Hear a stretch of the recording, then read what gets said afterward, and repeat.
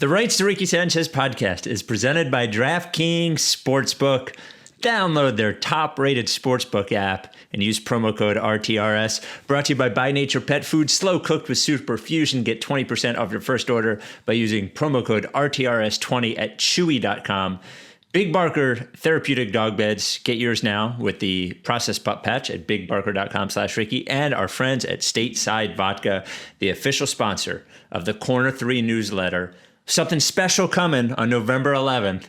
We're going to have that out soon. StatesideVodka.com. On the show today, we can't believe it. Dan Burke signed by the 76ers to be assistant coach. I can't believe we're doing a podcast that the Sixers are signing Daryl Morey to be president of basketball operations. I'm truly stunned. That's what this podcast is about.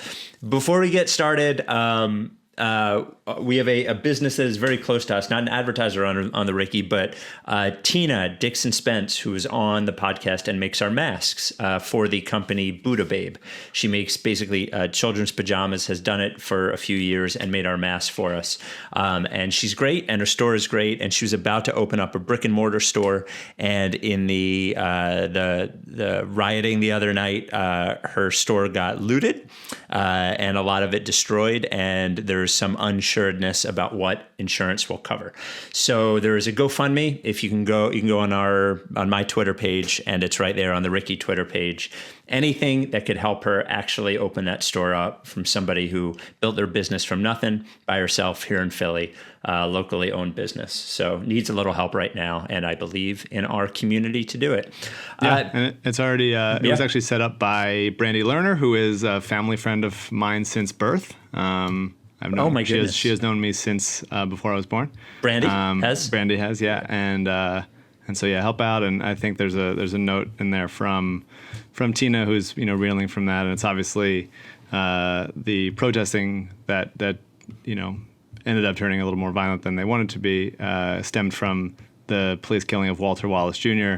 And in the GoFundMe, I think in Tina's Instagram as well, she tries to put all of her thoughts together of how all that she's feeling from all this. And I think it's complicated and messy and very sad that it affected her store like this. And she's already raised almost $3,000, so that's going to help.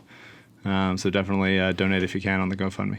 Yeah, I mean, starting a business is expensive. So a few grand is nice, but who knows what the... even just not being able to open now for probably another month, even though she was going to open in a few weeks. So anything you could do to help out Tina and Buddha Babe would be great. Like I said, great person, great business. We believe in the product, believe in the person. So Kill a Cow reached out to us, who does the Bill Simmons intros, has one for this very special episode, this Daryl Morey episode. So before you hear Amos and the Chef, you will hear that. Without any further ado, Kill a Cow and then Amos and the Chef. I'm Bill Simmons, podcast czar of The Ringer, and the Rights to Ricky Sanchez is brought to you by Skidmark Vodka. Looking for a Philly distilled vodka that you can also use as underwear? Look no further than Skidmark. Use promo code MountGoatmore for 19% off. The Sixers did it. They hired my good friend, Dork Elvis? No, I don't know if you know this, but as part of the terms of the deal, they had to sell the rights to Ricky Sanchez to me, The Ringer. Spike and Mike will now be on the Ringer Podcast Network, and they'll be debuting a new show, The Relitagatables, where they'll hash out the Evan Turner-Dion Waiters argument every week. They'll also host Point Guards Exists, where they'll figure out if point guards really do exist. And did that guy really kill a cow? More to come soon, but let's get started. But first, Pearl Jam.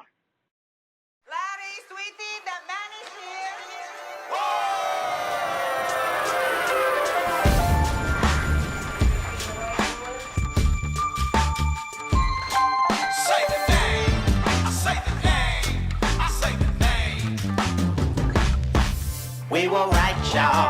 We were right.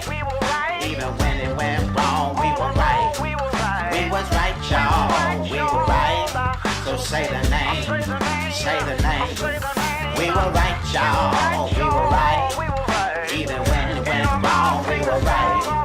We were right, y'all. We were right. So say the name. Say the name. Say the name.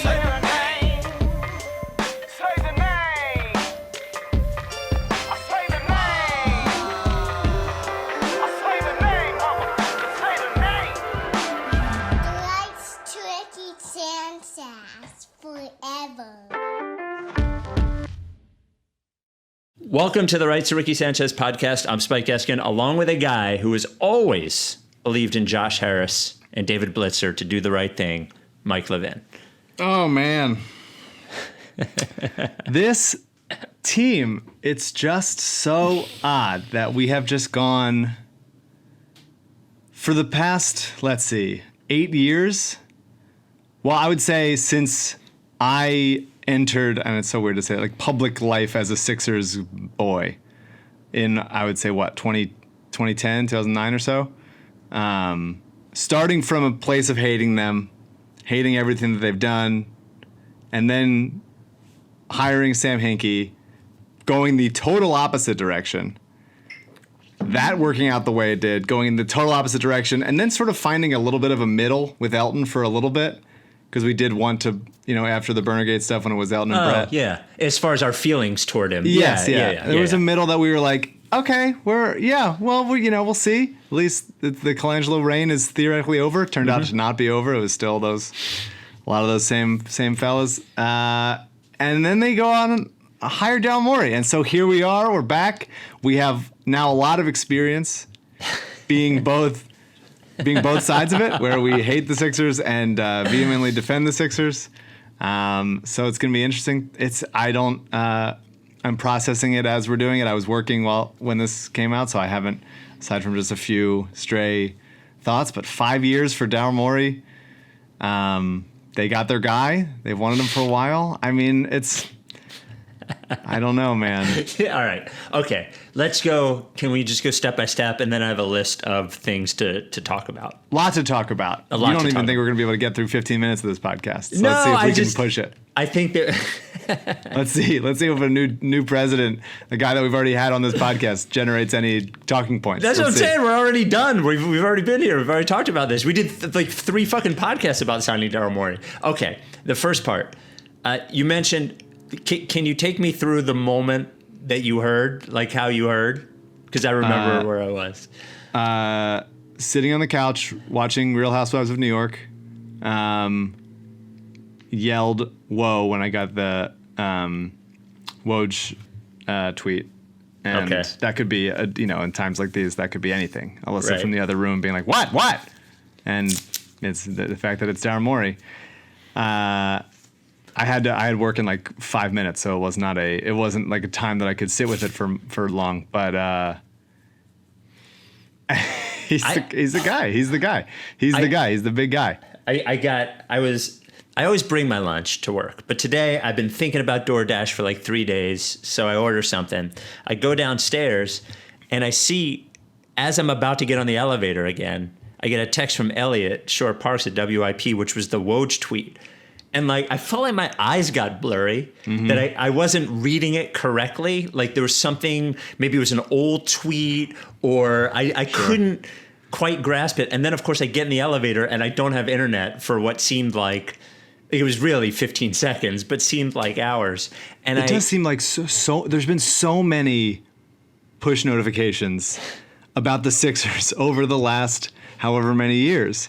And you're just so used to this. So many times you get a Woj tweet and you're like, oh, God. You're kind of squinting at it like it's a horror movie. You're like, what is this?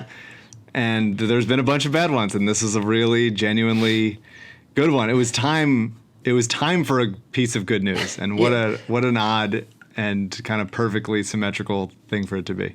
I walked into our central area where everybody sits because, there's 8 people in the building now. We can spread out. And I saw Ike and John and Jack, and I was like, is this really, I held it up. Is this really happening?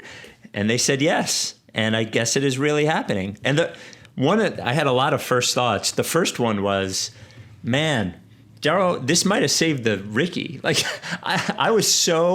had so little interest, honestly, in the team as a whole. And this upcoming season, I was so beaten that I didn't even know what I was cheering for anymore. And I'm like, oh my God, they got there were a few general managers that they could have hired that we would have, if they hired presidents.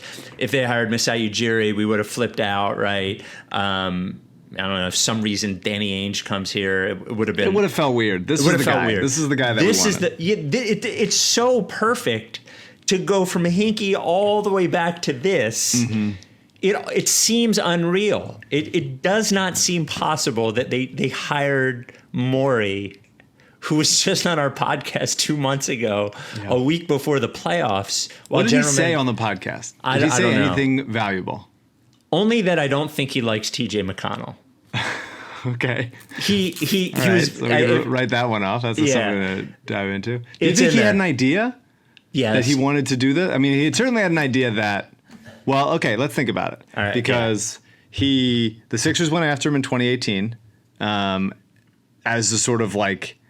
They sort of went after him. It was like it was one of the fake things where it was like, hey, we went after Phil Jackson and God to be the president, like just to be whoever. And I think he got himself an extension out of that little flirtation as well. So he knew that they were interested, and at that point, prior to the bubble, plenty of things have already gone down. His slight fraying or whatever it was with Rockets owner Tillman Fertitta, or just knowing that like this isn't gonna turn out well eventually, or just wanting to get out of there, wanting to get back to the East Coast or take a year off or whatever the hell. Well, and there was, if I listened to Tim McMahon, the Rockets reporter, talking with Zach Lowe about it, and he really made it sound like that Chris Paul trade was a Harden Tillman Fertitta, right? Like get him out of here, get us Westbrook sort of thing, right? So you sort of wonder at that point where he's like, well, maybe this will work. There is a chance that he knew when he came on our podcast, like, I could be coming to the Sixers. Let me just like talk to these guys. Yes. That's fun.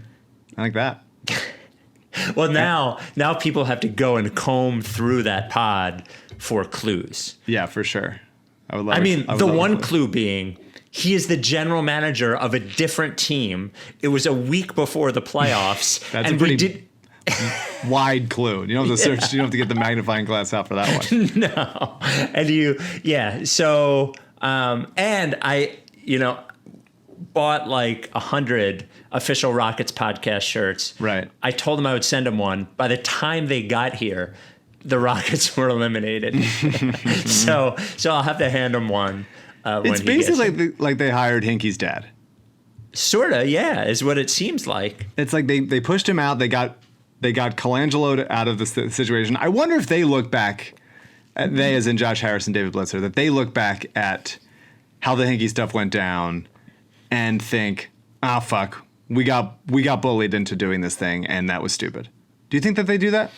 I think this move, they might have some level of self-awareness to be like, we were smart, and it seems like we've hired mostly, Colangelo retreads since then, and that hasn't gone well, clearly. Somebody mentioned to me that and this was when the first flirtation happened with the Sixers and Morey, that in private equity, which I know you read a lot lot. Huge on. Yeah, you're very big in private equity. All the money, where the money goes, whether it's equity, how public or private that equity is. Right. You love breaking that stuff down. I really do. But so in that, one of the things that the companies do is just sort of like when you need a guy, stealing the best guy from your competitor. Right. And it seems to happen in that a lot. Well, it works with Horford. Yeah. Well, maybe it was a Horford type move, maybe that move was that. But I was told that at that point and that they didn't really understand why they were unable to do it. Because money sort of rules all of that. And you're in a place in the NBA where money sort of rules it, but it doesn't totally rule it. So I don't know. It does. I have so many different thoughts. If they are going, this is the easiest thing to do without putting work into it. Like this guy knows how to speak our language. Everyone says he's good.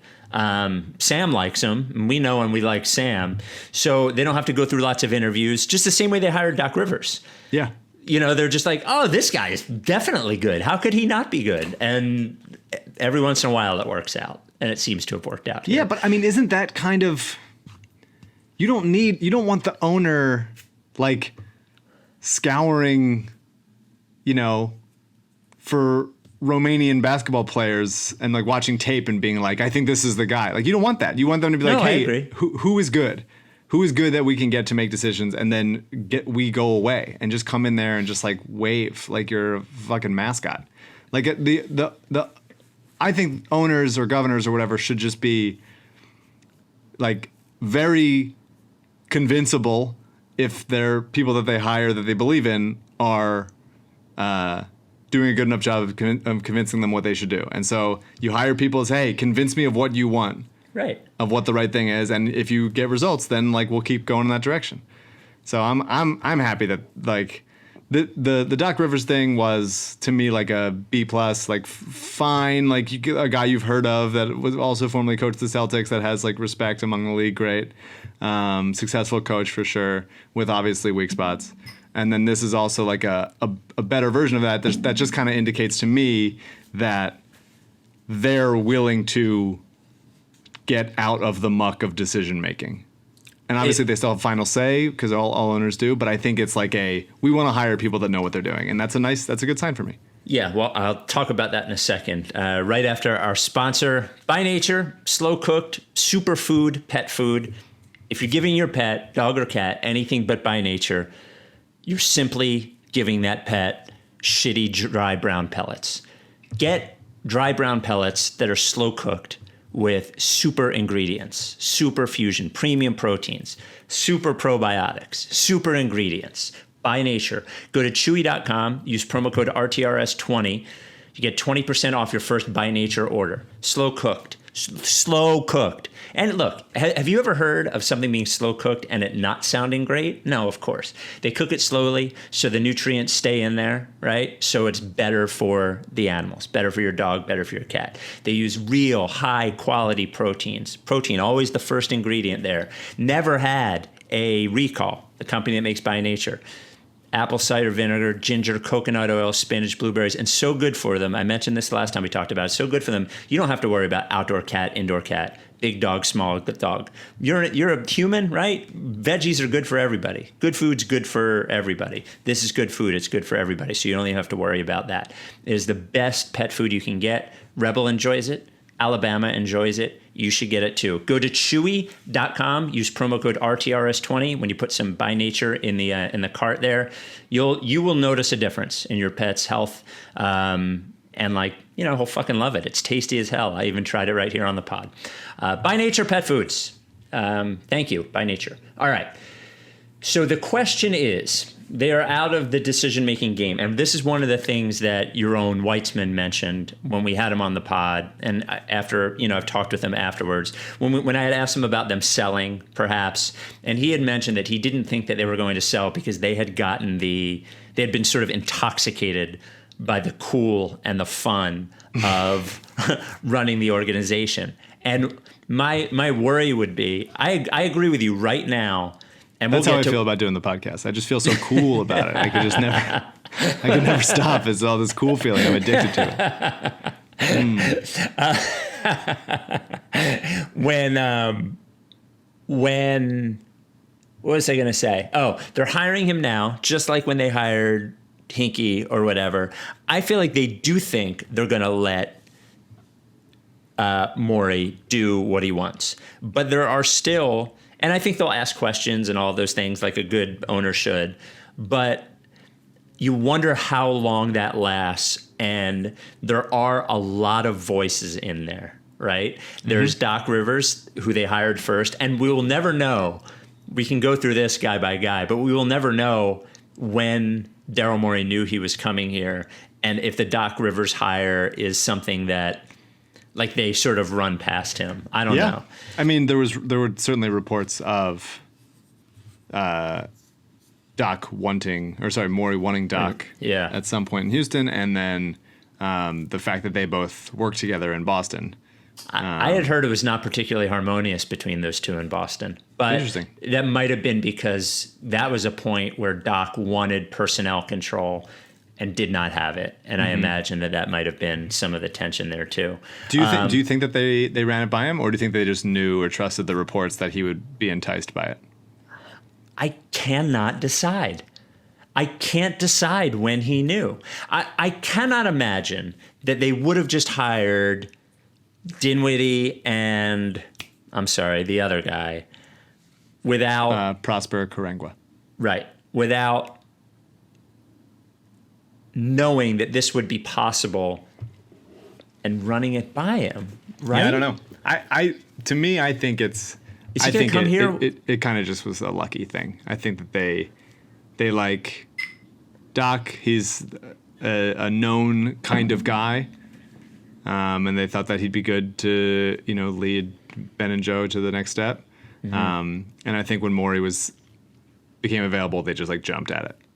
Otherwise, like you said, I think that they probably would not have been as vocally supportive of Elton as the number one guy, and hired people in his staff. So you even think when they hired the people in his staff last week or a week and a half ago, whatever it was, that they didn't know they were hiring Daryl Morey? And that Daryl Morey is just walking into his ready-made staff? That seems crazy. To me, it seems, if they knew, wouldn't they have just held off on announcing those things? The tertiary hires. It's to me, so wild. I don't think you will lose much money betting on things happening out of order with the Philadelphia 76ers. Right. I think they are flying by the seat of their pants.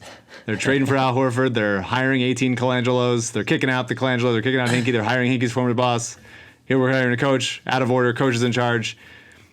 People claiming that the reason that they traded Jimmy was because of Brett, who they wanted to fire, and then they fired Brett as soon as they could after.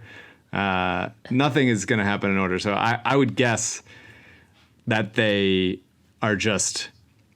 I don't think that ownership-wise and order of operations-wise, I don't think that there's ever a long view, really. I think it's what are we doing right now, this second? We're getting Daryl Morey. Okay, we got, before that, it was, okay, we got a guy that we like. People like him. I don't know. Boy, oh boy. All right. So it's a 5-year deal. Will be announced as early as this week. I can't believe that he didn't want to get his deal to be timed up with Tobias's. He even got that extra year. If he lives through the entire Tobias contract. So here's the big question.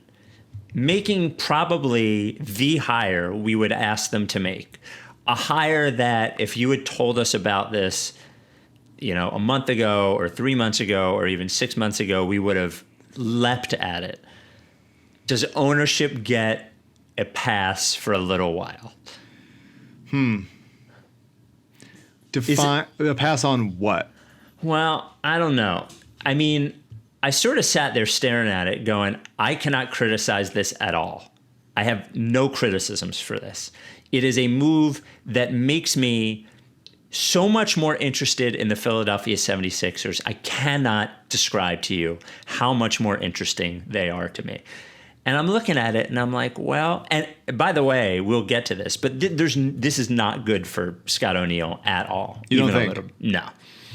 See, I love Scott O'Neil and think that if he did orchestrate this, as he does typically orchestrate most smart things I've ever seen in and out of basketball, that I would give him credit for it. But he doesn't even, as a guy, honestly, Scott, not even a guy who wants credit, doesn't think about it. No, that's not important. It's not about credit. It's on page 47 of From Fantasyland to the Rat Race: A Practical Guide to Thriving in the Real World. My favorite book. Yep. I feel like you know what I do? I don't think I'm going to give them a 3-month moratorium on past fuck-ups. And I'm going to give them, you know what? Cut everybody's salary by 20%. I'm just kidding.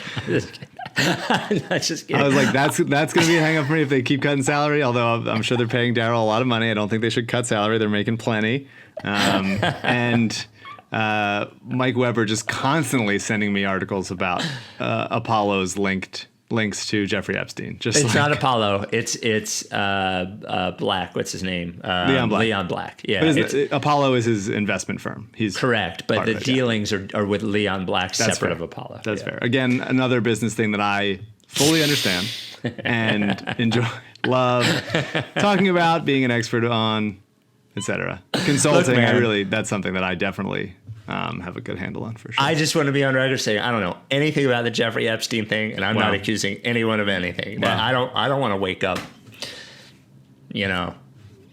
at the bottom of the river. Yeah, or something. if we talk about nationally sourced reporting, then they're going to come after you. More likely to come after you for the billboard. Yeah, that's By the way, which getting to the billboard, I'll give them somewhat of a pass. If there's other stuff, if there's other bullshit, then I'm not. But like as far as the rest of the offseason goes, like Sixers basketball wise, sure, yeah, this is a good move.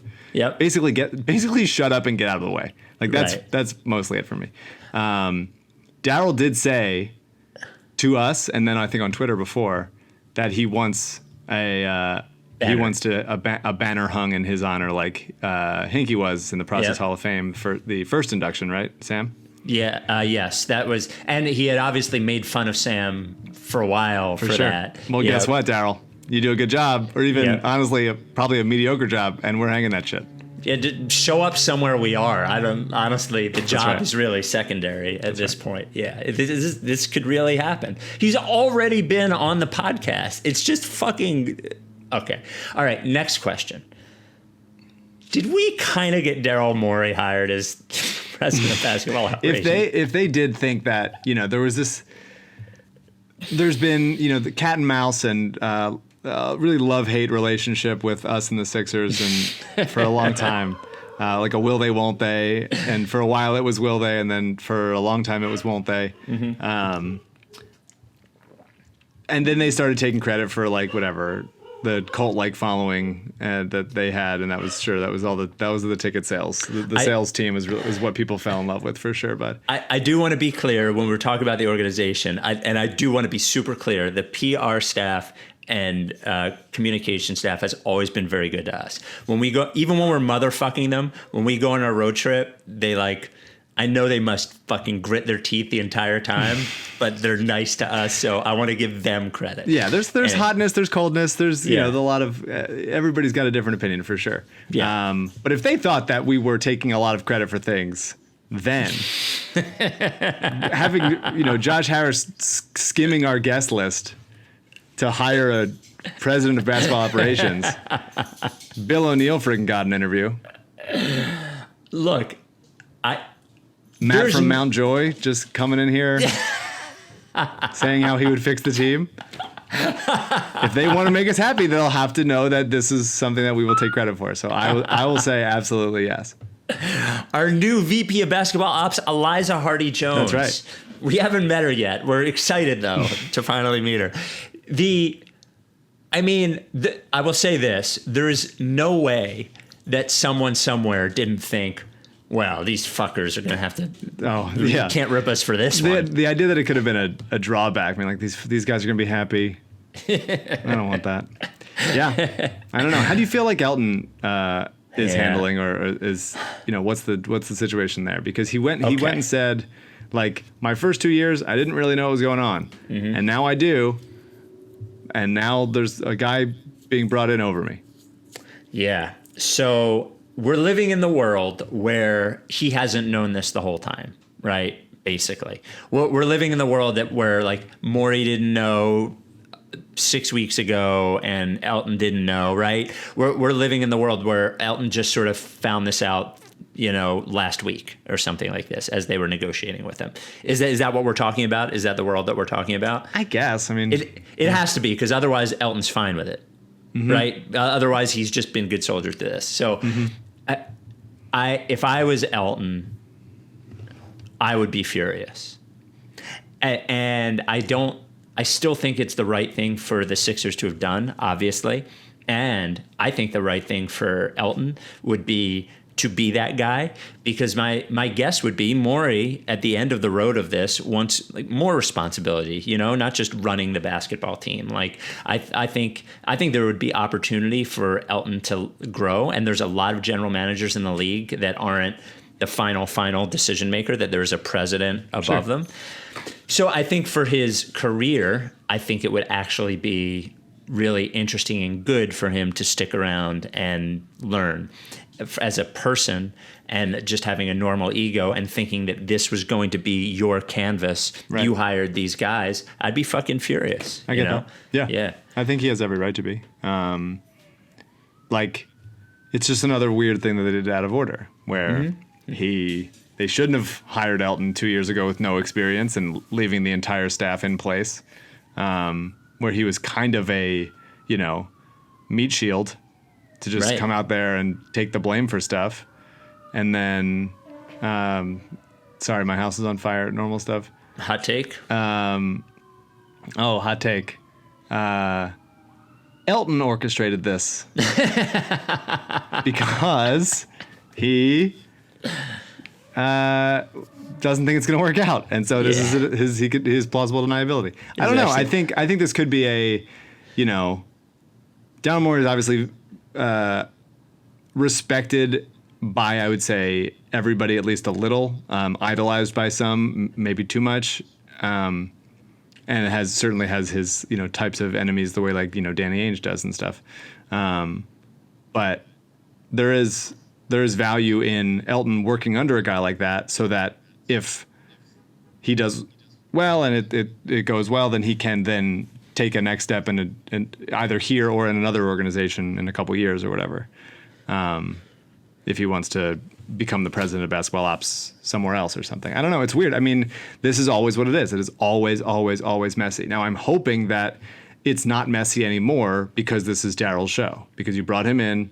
He is a innovative type guy. He ran things in Houston for a long time. You paid a lot of money to get him for 5 years. Never had a losing record in Houston. Pretty impressive. Yeah. I honestly like a losing record. This podcast was sort of built on losing records and sort That's a of good point. The more top heavy losing record, the better. But that's fine.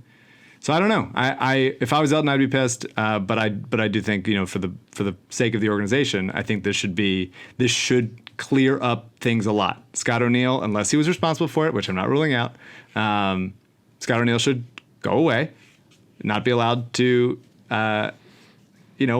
He can go back to pamphlets and patch duty. He can go back to designing schedules. Well, the book is coming out in June. He's going to have to do he a can tour. focus on the book for sure. Yeah. But it should be like this is Daryl's show, and everybody in the organization is working under Daryl and doing what Daryl thinks is best for this team. And we'll get to what that means for personnel and everything. But for a long time, I think John Hollinger wrote about it, where it's like it was very muddy who was making the decision. From the second that the Ringer piece broke, it was very, very muddy. And I would say even maybe before that, when Jerry was brought in to be like kind of a babysitter / just like an old guy meddler. So this to me is a clearing away of that. And now there's still odd organizational scrap in there where like who did Morey hire? Who did he sign off on? Who's answering to him? What's going to happen? Is he going to bring in more of his own guys? Who knows? But at the end of the day, I think this is a move to streamline that. Daryl Morey is the decision maker. Doc Rivers is the coach. They operate in tandem, but with people working under them, like in their sort of leaders of their own departments and stuff. Yeah, that'll be and I think I was mentioning before as to, he has say, but it is a lot of people with a lot of, or at least some people with a lot of cred and history who are hired out of order. And if there is a disagreement, it'll be interesting. Like, it'll just be interesting if there's a Doc Daryl disagreement on a player, where the owners come down on that. So, yeah. DraftKings Sportsbook is our presenting sponsor. Before we start talking about the decisions of players that I did it already, that Morey is going to make. Before we get to that, DraftKings Sportsbook is our presenting sponsor. We love DraftKings Sportsbook, America's top-rated sportsbook app. I wonder how much money's going into the Sixers. So I was going to look at. Can I look at the futures odds to see? I saw Seamus Clancy got it for I think it was 32 to 1. Yeah, that's what it was. Anywhere from 30 to 35 was where the Sixers were to win the championship. Let me look. Hold on. In the top-rated DraftKings Sportsbook app. NBA, not in the quick links. I would hit it just if you have the money and you want to ride this out. I think we can, theoretically. Plus 3,000. Plus 3,000 at DraftKings. Maybe so it just hasn't up moved. a little. Maybe, yeah, maybe. Yeah. We're back in on the Sixers a little. I know it's weird to say. It might take me some time to sort of steer my ship around, but to sort of expedite that process, throw a couple bucks on DraftKings. Come on, plus 3,000. You throw $50 in there. Come on. To celebrate the showdown now, of course, pro football going on, college football as well. A showdown coming up in Happy Valley. To celebrate that, DraftKings Sportsbook giving all new users the chance to turn $1 into $100 when placing a bet on either Ohio State or Penn State. So you get 100-to-1 odds no matter what team you bet on. Additionally, all new users get a sign-up bonus up to $1,000. Odds boosts every Sunday for pro football and, of course, college football. And just throw all your money on the Sixers to win the championship. Download the top-rated DraftKings Sportsbook app now. Use promo code RTRS when you sign up for this can't-miss offer. Pick either Penn State or Ohio State. Place $1 on them and get $100 if they win. That's $1 to win $100 when you use promo code RTRS during sign-up for a limited time. Only at DraftKings Sportsbook. Must be 21 or older. Pennsylvania only. In partnership with Meadows Racetrack and Casino. Bonus comprised of a first deposit bonus and a first bet match, each up to $500. Deposit bonus requires 25 times playthrough. Restrictions apply. See DraftKings.com/sportsbook for details. Gambling problem? Call 1-800-GAMBLER. All right. So, he is known, Morey is known as a wheeler and a dealer. When they signed Hinkie, the first big deal he does, of course, is trading Drew Holiday for Nerlens Noel, a future pick. My question is there, what is this offseason like? Is this a busy offseason? I don't think he just settles in and takes a look at things like Doc Rivers would. I think he's going to, if there are deals there, I think he's going to make them. I don't think Daryl Morey can come in and look at this roster and go, yes, I can win a championship with this roster. So that's my prediction, is that we see a lot of stuff. Maybe. I mean, so much is hanging in the balance. There's there was the initial just pre-Christmas time frame proposed to the Players Association, but it seems like nobody wants that. It seems like all the teams are pushing back on that. All the players are pushing back on that. It's really just the money guys that, I get why they would want to everybody's make more money. Yeah. That they would want to try to get in before the New Year's, make sure they get that Christmas Day money, all that stuff. But it's hard to get everybody to agree to it, and the people that would have to hit the gas on COVID protocols, all the stuff that they have to do prior to then. There's new reporting about maybe a Martin Luther King Day with a free agency starting December 1st. So that would give a little bit more breathing room. But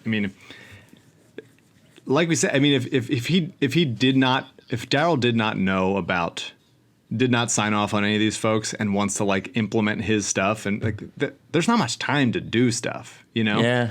The draft's in a couple weeks. There's just not a lot of time to make all of these things happen. But there's so much unknown. Really, just so much unknown. Yeah. I actually think apparently the Olympics is more important to the NBA than I thought it was. Billy King had mentioned that to me. I didn't think it would be that big, but when we were talking a couple of months ago, my thought that they would just skip the Olympics this summer was seemed like a non-starter. So if you want to be part of the Olympics, then the later you start just means the fewer games that you have, and that's really just going to be a financial question for everybody, right? Especially if they're going to keep the cap where it is. So whatever. As far as Daryl's, I think there's a lot of a lot of assumptions that go into it. And we talked about this with D'Antoni when he was a candidate for possibly being coach here. There's a lot of assumptions that, hey, just because they ran this team like this recently, they will run the Sixers like this. And I don't think that's the case. I think the prevailing wisdom or mantra or guiding light for Daryl has been, you need stars to succeed in the NBA. And so the fact that the Sixers have two, if not current stars, then certainly potential stars, to me, people are jumping the gun to assume that he's going to trade one of Embiid or Simmons. I don't see it happening. I'm sure he'll listen. Why not? He's not coming in with any level of sentimentality for either of those guys, I'm sure. But I think he also knows how good they are and then can be if surrounded by the right people. And so I would be very, very surprised if either of those guys are traded this offseason or even in the near future. I wouldn't be surprised at all if they traded Simmons. I look.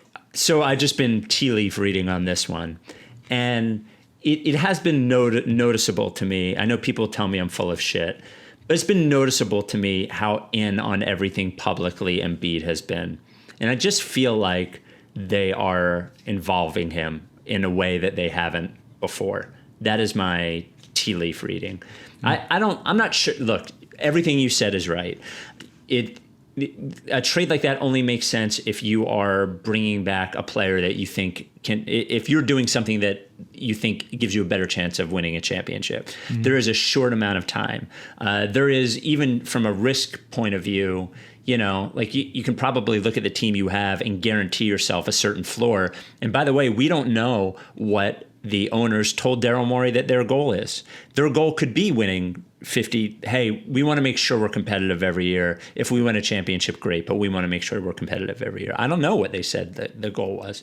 I'm sure it's championship. I'm sure they think that they've put enough time in that Joel Embiid specifically, or a combination of him and Simmons, can be championship level players, and I think that they have been embarrassed enough in the playoffs the past few years that they want to seriously contend. That's what it's always been. That's why they let Hinkie do what he did, and were turned on by that idea of getting stars so they could seriously contend deep into the playoffs. So then my proposition would be that he will look at this and think, look, those two guys can be on the team that we win a championship with, but we certainly have to have another top 25-ish level player, and that person has to be a perimeter creator / scorer / whatever.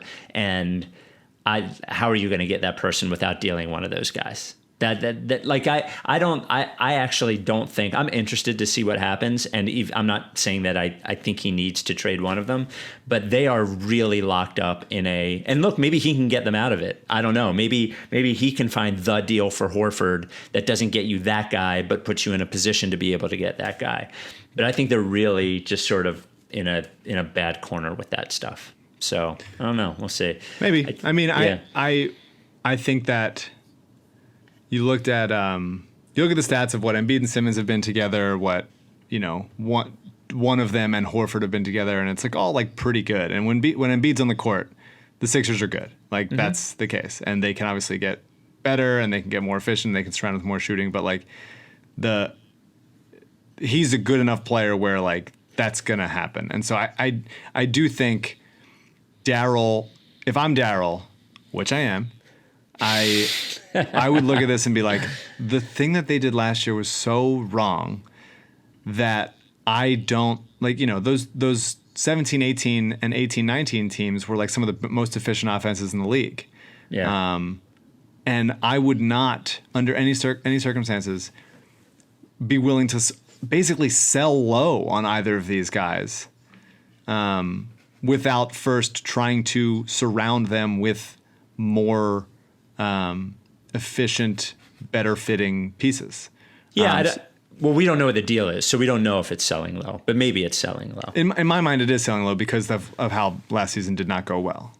I think we have not seen since maybe Ben's rookie year, like Ben with pieces around him that would be successful. Obviously, Ben is a part of that. He needs to improve in ways we've discussed. But I think that certainly you can help your star players or you can hurt your star players.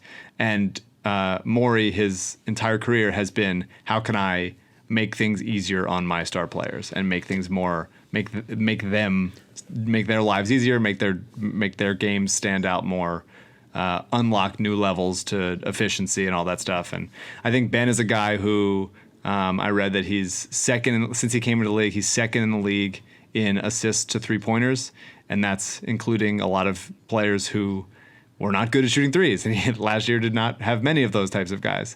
And so if you get more of them, if you can unlock more to his game, and maybe that's got to be decided in tandem with Doc, then that is certainly a factor. I just think that both of those guys are so good and have the potential to be so excellent that there's just much more untapped than I would be willing to say this is the height of the value that it is. I think like in an MCW situation, obviously is not really that similar, but it is the idea of like, hey, here's a guy that we think we're giving him so much opportunity and it's the perfect situation for him to succeed and he's putting up stats. Let's see if we can get the best value for him.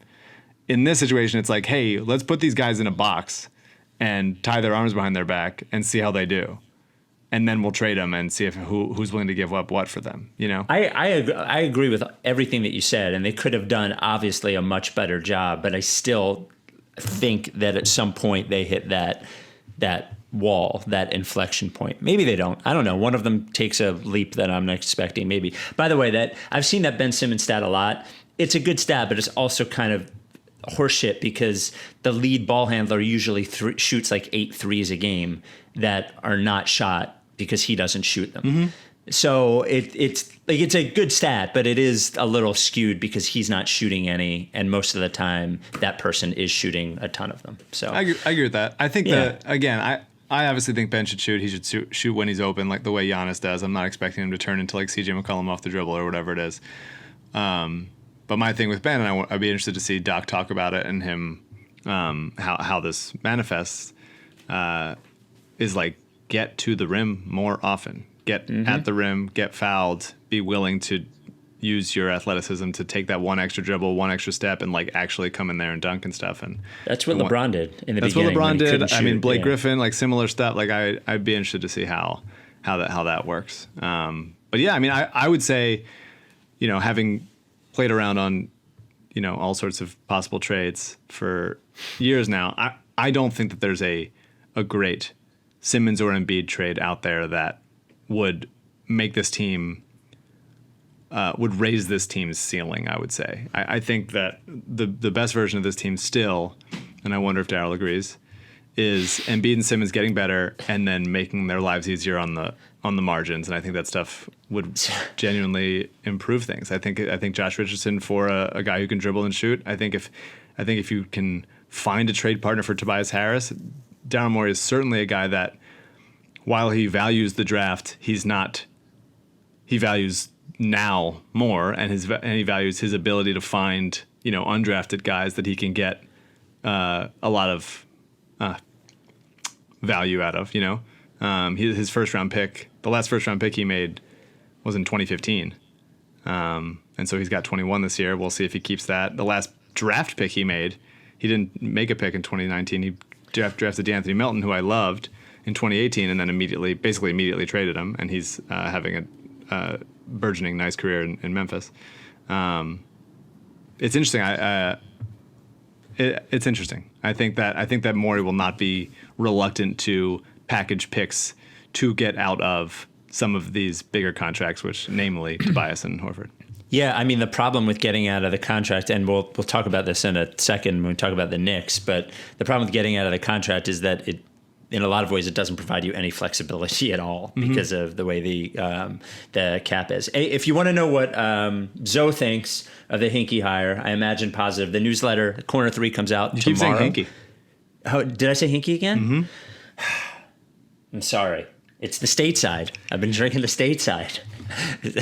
If you want to know what Zoe thinks of the Morey hire, Corner 3 newsletter comes out tomorrow, Thursday.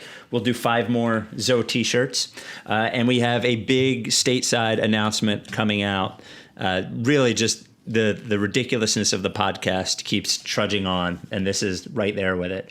So Corner 3 newsletter brought to you by Stateside Vodka, distilled 7 times, gluten-free, 1.75 liter bottle. Go to statesidevodka.com or any of your PA wine and spirit stores. Very Delaware, tasty. they have it. Yeah, very, very tasty. Here you go. And by the way, if you win the t-shirt and you go pick it up at Stateside, you get one of these glasses if you're looking on YouTube that's made from the bottom of the bottle. So yeah, there was a story this week that the Knicks were going to basically, sign up for being shitty this year, take on contracts for draft picks. And people... Articles that should have been written in 2014. Right. So big ups to Leon Rose, who is doing the right thing. So, obviously a bunch of people tweeted at me and asked me if there are potential suitors for Harris or Horford. Here's the problem. So they have Ben making 30, whatever, Joel making 30, whatever, Tobias Harris making 35, Horford making 30, Josh Richardson making 10. Just dumping one of those guys does not allow you to sign anyone. So you really need somebody back useful, and that's the problem. So that's the problem with a Knicks trade. I get, are you giving up, let's say, I guess they can just take them into cap space and we don't have to take the same amount of money back. That would be, I think that's what can happen. Do you do a trade for, Horford and the OKC pick for Dennis Smith Jr.? Do you do that just to get out from under Horford and Taj Gibson or something? Yeah, no. Right? No, I don't. I've been maybe stubbornly reluctant to just trade them for nothing. You have to trade them for something. You need to get value in return. I personally That's the think thing with Harris value, too. that Harris value lies in the draft. I think there is value in the draft that you can get that can contribute right away at 21 and in the second round. Daryl might not think about that as much, whatever it is. But if you're looking around, I do think it is going to be hard to trade one of Tobias or Horford in a way that also makes you better this year. Right, because they're both good players. Horford has less of a fit, obviously, but Tobias even fits sort of, You can play Tobias with Simmons and Embiid. It's not perfect, but you can play him. He's not a guy that you can't play with him. So you have to get a player back who's better, or a combination of players who's better, which is that's why in my mind, because after next year, Horford will have 2 years left on his contract. That to me is pretty tradable. Right now, he's still pretty good, at least in the backup center mold, and with a couple minutes with Embiid here and there. If Simmons isn't out there, I don't think all three of them should really play together, especially with Tobias. That I think this year you hold on to Horford, and because especially with the pandemic, people just aren't going to be willing to go into. There aren't that many places that are be willing to take him. To me, it's a Josh trade, and operating on the margins. Maybe Josh, maybe Mike Scott, maybe you float Matisse in there. Zaire maybe, although I think it's a really obviously trade, zero value there, trade low, and just get better, work the fringes, and that's something that Daryl Morey's good at. He turned Ben McLemore and a bunch of, Daniel House, a bunch of either reclamation projects or even just undrafted free agents into this person is contributing right away, and because we have a role for them, a really defined role for them, and there were too many guys in this, Josh's role right now is nothing. I like Josh personally. I just think he is the one that absolutely needs to go, more than anything else. And so I think he'll find a tough time. I wouldn't trade Tobias or Horford just to get off of them.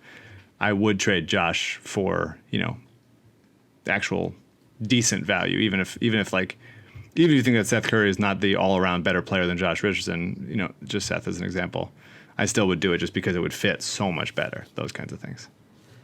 When you say they need to trade Josh, it's because he has value, not because he's like you could use him. You know? No, he's not. I mean, he yeah. doesn't have like if this was Josh Richardson, Ben Simmons, Joel Embiid, and JJ Redick and Dario Saric, that's fine. That's a team you can work with. That's fine. But because Horford and Harris are here and so much harder to trade, then you really, really desperately need Josh's spot to be filled with a guy who helps as much as possible. And that is penetrating, driving kick, and shooting quickly, running around screens, opening up the offense for a lot more. So the Sixers made 2 other hires today, believe it or not, that they hire, this is hilarious. They hired 2 assistant coaches. They hired Dan Burke. Dan Burke. Now, Dan Burke, you may remember, was an assistant coach for the Indiana Pacers. And he said that he hated the Sixers because Joel Embiid gets away with a lot of stuff. Mm-hmm. I hate that team. I think Embiid gets away with a bunch of crap the league ignores. Yes. So he said this right before on our camera. Trip. Yes, right before our trip to Indianapolis for Fly the Process for TJ. And we booed the shit out of Dan Burke. And I think we chanted something at him. And I'll never forget looking down on the bench, and maybe TJ told me later that they didn't know what we were booing on the bench. So TJ had to explain to them what we were mad at. And so he had to explain the Brogdon thing to them, and he had to explain the Dan Burke thing to them. So Dan Burke, a well-known, has been in Indiana for a while, like a defense coach. And also they hire Sam Cassell, who... That's very cool. Yeah, I mean, they've got quite a... Doc Rivers ain't going to have to fucking do anything, man. Interesting bench of guys. Sam Cassell, once again, him and Jameer Nelson should be battling it out for the starting point guard role on this team. Yeah, I would absolutely let Sam Cassell start 100%. On this team. Absolutely. Can we sign both of them? They're also mentioned, Tom Haberstroh mentioned that for the front office staff, Shane Battier is a guy to watch because he knows Elton from his time at Duke playing together, and obviously Battier, a big Morey guy from their past in Houston. Also a guy that Shane Battier I would start on to this day. You would start Shane Battier on the Sixers now? Oh, yeah. Come on. Yeah. Just this is what we need, another 4. I wanted to do, we have some mailbag we should get to before. Do you have any final specific thoughts? I mean, we have some Morey stuff in the mailbag, but do you have any sort of like final thoughts on? Well, it's so funny that they hired the analytics guy after demonizing the all offseason about that analytics were the problem with the previous regime that was just insisting on hiring 18 to 20 6'9" players that can collectively dribble 4 times before turning it over. So that's cool. It's very interesting. I mean, this team is always chaotic, and sometimes you roll that dice and it comes up trading a bunch of stuff for Tobias Harris and then maxing out Tobias Harris when you're bidding against yourself. And sometimes that comes out being like, oh, we're hiring maybe the best coach and maybe the best president on the market as soon as they hit the market. So you live with it. They are not an uninteresting team. I think it's going to go pretty well, but even saying that out loud, I feel stupid. Worst thing. Yeah, why would you do that? I mean, yeah. But it's better than it was. Bad. I mean, having, theoretically a very nimble and innovative person at the helm, who has been on this podcast before, and is Sam Hickey's dad, is a really, portends good things for the future of this team, which was, waffling, drowning, slaloming careening into traffic left and right, just sort of with no demonstrable plan. And now here we are. We got a guy. We got a guy who has plans. There's one thing, he got plans. So I don't think that it'll end up in a Simmons or Embiid trade, and I'm sure there are thoughts about that in the mailbag. But I I think this is going to give the Sixers their best chance at winning a championship over the next few years, as we could have possibly had, which is more than we could have said prior to the offseason starting. You know, those Rockets teams, they should have when they were up 3-2 against the Warriors, and then Chris Paul got hurt. Like they should, if he didn't get hurt, they were winning that. They were probably going to win the championship. Well, and this is a point that Zach Lowe makes a lot, is that in an era when teams said, fuck it, we're not going to try, like Morey went all in on and tried. And the one thing that he has said is that if your team has even a 5% chance of winning a championship, you have to go all in. And that's what he did. He got a player who he thought was good enough, and he just went fucking all in. So I'm pretty excited. I'm sure they'll do something to piss us off soon. Dangerously excited. Yeah, dangerously excited. I agree with you. Now, he can't, just like Doc Rivers can't, neither one of them can make Ben Simmons or Joel Embiid take the leap that they need to take. That has to be those guys. They can help and they can make things easier on them, but neither one of those guys is going to. I can't wait till they're 0-2 and the fucking, you know, there's already an article on NBC Sports Philly. We got to hope that Daryl Morey isn't Hinkie 2.0. And I'm just like, do we have to guess what Daryl Morey is? He's written by the year 2014. Yeah. Unbelievable.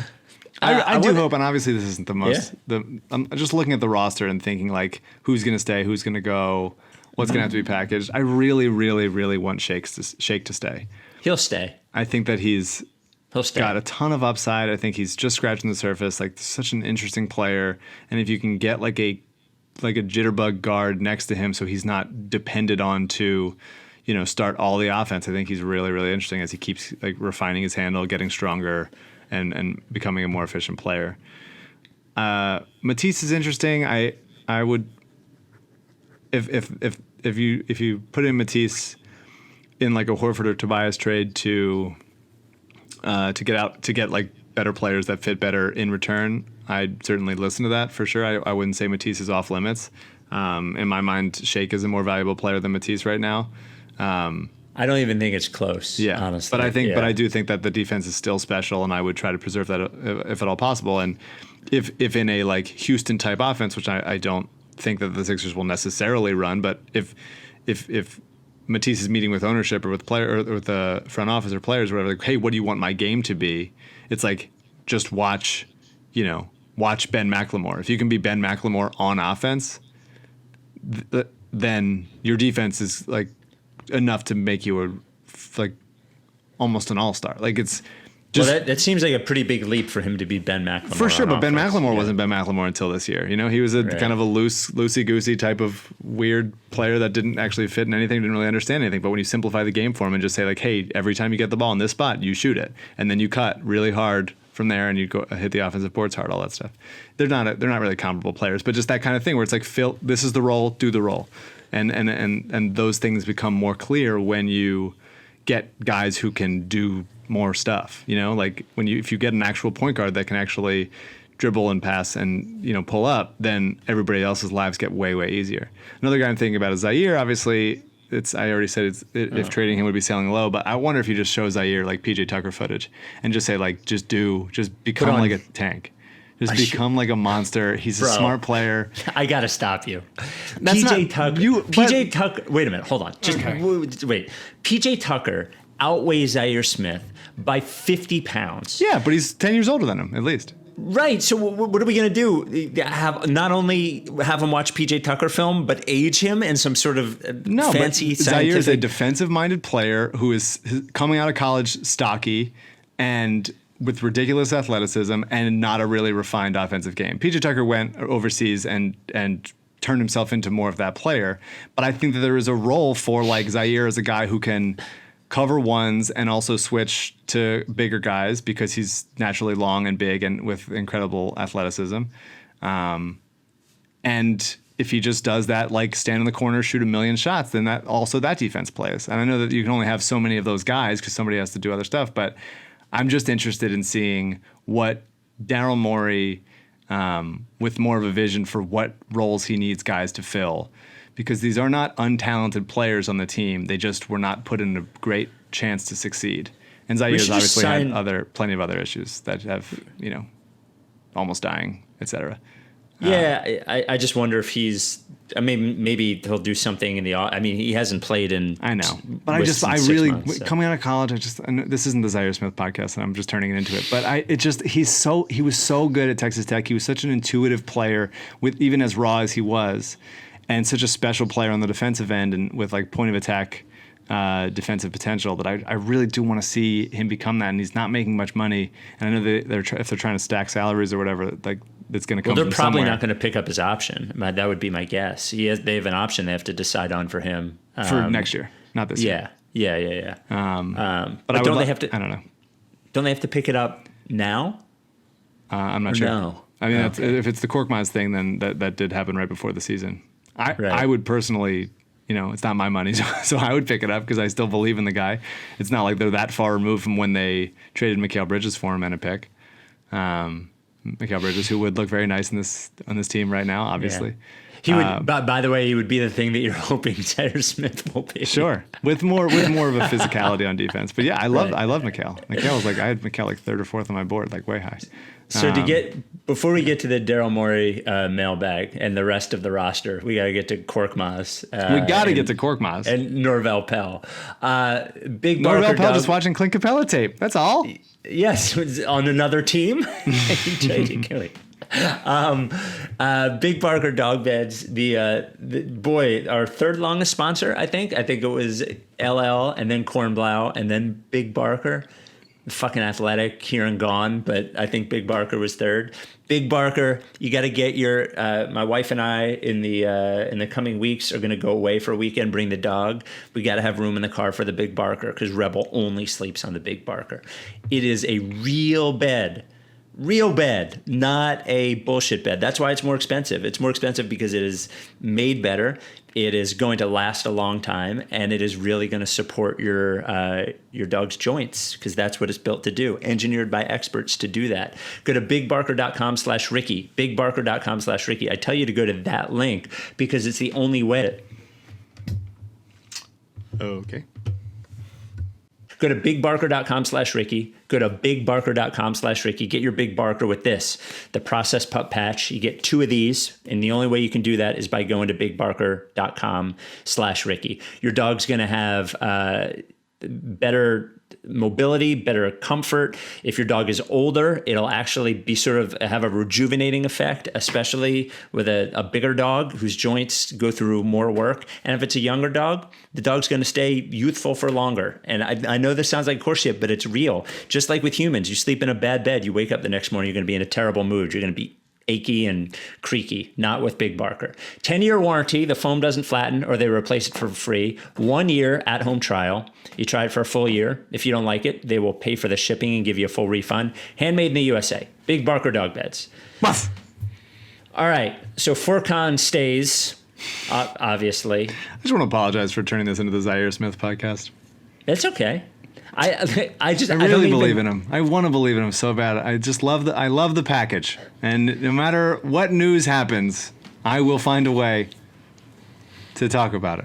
Yeah, the PJ Tucker comp. Every once in a while, your unbridled optimism breaks well, so me. This the is PJ Tucker they comp. friggin' hired Daryl Morey. If that's not unbridled optimism, I don't know what is. I guess so. Everything's going to work. And Ben's going to be shooting threes, and Beat's going to be built like Giannis. My body is changing and adapting, and my brain is sort of like, coming apart and coming back together. It just this fucking team, man. I don't know what they're doing to me. They're going to sign Austin Rivers. I doubt it, but I'd be fine with it. I love Austin Rivers. I'd take Austin Rivers. I'd rather have Austin Rivers than Alec Burks. Yes. Any day of the week, right? Yeah. They probably end up signing Glenn Robinson III just because he's already here. He hates moving so much. Yeah. Lorenzo Brown mailbag, right? SrickySanchez@gmail.com. We got a bunch of Morey mail today from Peter. Based on what I'm reading, it sounds to me like when Morey was on the pod, he had to have already been planning to come to the Sixers. Just saying. We'll never know. We'll have to ask him. So every week, Morey is going to come on the pod? I think he should.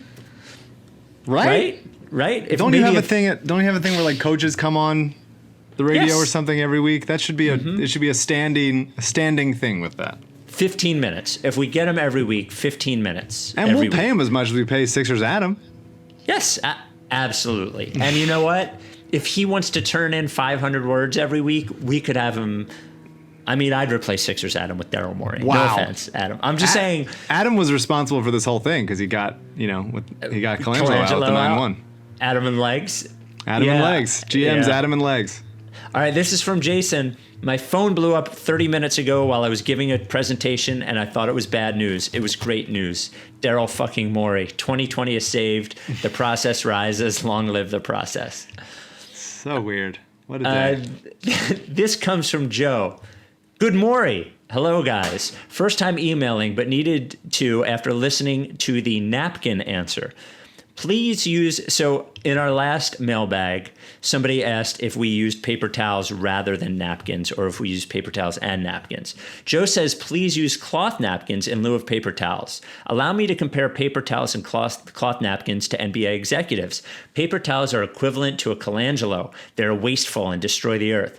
Cloth napkins, aka Daryl Morey, are clean and help save the earth, aka Sixers. As you have encouraged all to vote, I encourage you to save the earth and use cloth napkins. Thank you for the time and energy you put into the pods, and I look forward to the Morey chatter on the pods to come. So fair.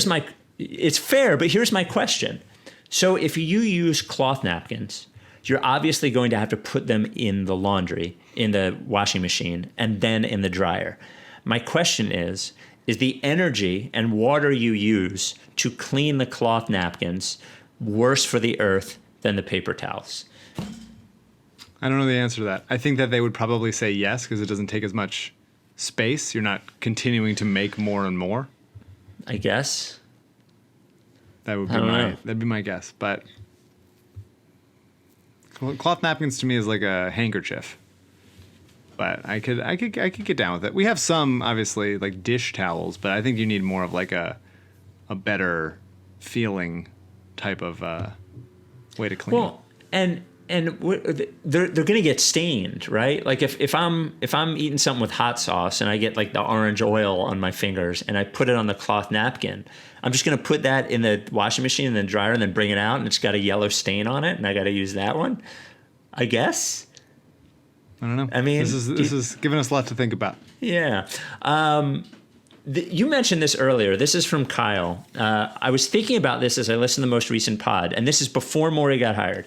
Is it counterintuitive that people were seemingly against wanting Mike D'Antoni here because of how he would change things to fit his style and how it didn't really match with Joe Ben, but everyone is so on board with hiring Morey?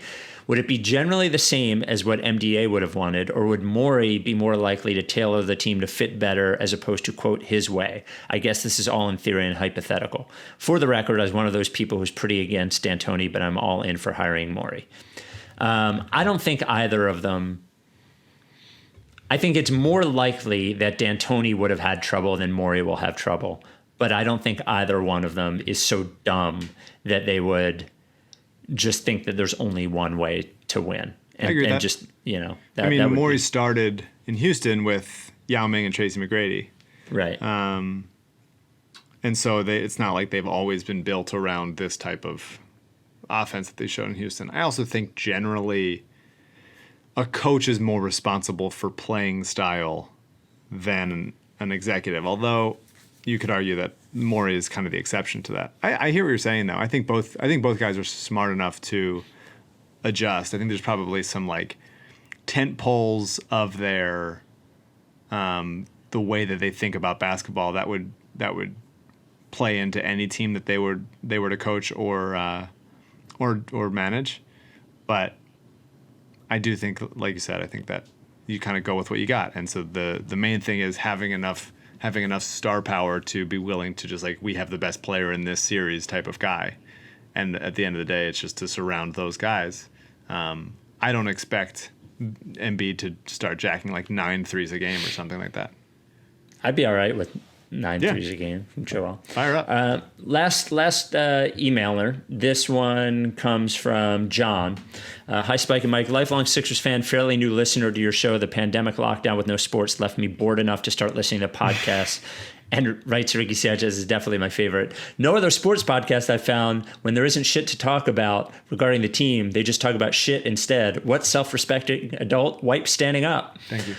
The first thing, we were going to do draft in this pod, so I figured I'd throw in this question because we're not doing any draft. He says, keep an eye out for Emmanuel Quickly at the Combine. He's a knockdown shooter with a kind of freakish wingspan the Sixers seem to covet. He led Kentucky in scoring and was SEC Player of the Year his sophomore season. What do you think of Emmanuel Quickly? I like Quickly. This might be the same guy. Someone that's a UK fan reached out to me about Quickly. He is an excellent shooter. So he played 2 years at Kentucky. Freshman year, he was actually pretty bad. And was seen as kind of a disappointment.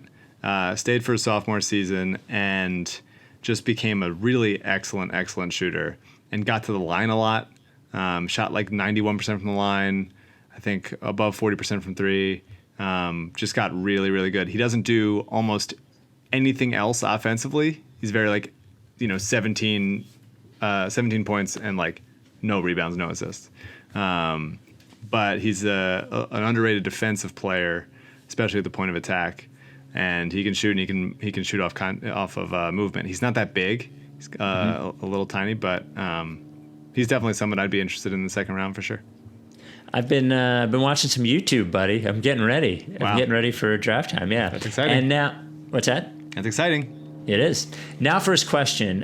You all referenced trading Josh Richardson for a player who can dribble and shoot. And while I love Josh, I agree with you 100%. Looking around the league, wonder who you have in mind. In case you didn't have anyone in mind, here are a few players to consider. Would you want any of these guys? And would any of them be realistically attainable in a trade for Josh and make the team better? So Josh Richardson for Norm Powell.